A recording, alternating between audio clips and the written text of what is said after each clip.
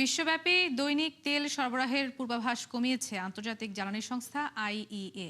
সংস্থাটির সবশেষ প্রতিবেদন অনুযায়ী চলতি বছর দৈনিক ৪৩ লাখ ব্যারেল কমে বৈশ্বিক সরবরাহ নেমে আসবে ১০,২০,০০,০০০ ব্যারেলে। মূলত উপসাগরীয় অঞ্চলের অস্থিরতা, হরমুজ ও বাব আল মান্দেব নিয়ে অনিশ্চয়তায় কমবে অপরিশোধিত জ্বালানি তেলের সরবরাহ। নুসরাত মৌমি জানাচ্ছেন বিস্তারিত। উপসাগরীয় অঞ্চলের অস্থিরতায় চলতি বছর বিশ্বব্যাপী আরও কমতে পারে তেল সরবরাহের পরিমাণ, এমন পূর্বাভাস দিয়েছে আন্তর্জাতিক জ্বালানি সংস্থা আইইএ।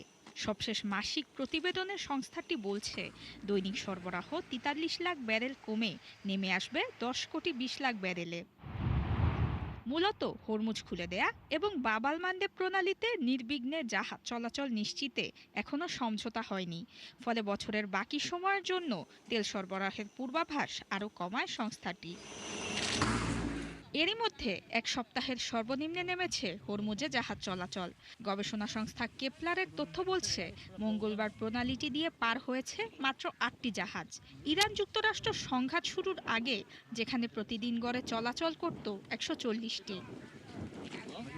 সম্প্রতি লোহিত সাগরের বাব আল মান্দেব প্রণালীতে একটি জাহাজে হামলা চালায় ইয়েমেনের হুথি বিদ্রোহীরা। একই দিনে নৌ অবরোধ ভাঙার চেষ্টা করা একটি জাহাজে হামলা চালায় মার্কিন বাহিনীও। ফলে জ্বালানি পরিবহনের গুরুত্বপূর্ণ দুই পথ নিয়ে জটিলতা বহাল থাকায় আবারও বাড়ছে অপরিশোধিত তেলের দাম। এদিকে ইউক্রেনের সঙ্গে চলমান সংঘাতে অভ্যন্তরীণ বাজারে তীব্র ঘাটতি দেখা দেয় হাজার কিলোমিটার দূরের উৎস ভারত থেকে পেট্রোল আমদানি শুরু করেছে রাশিয়া।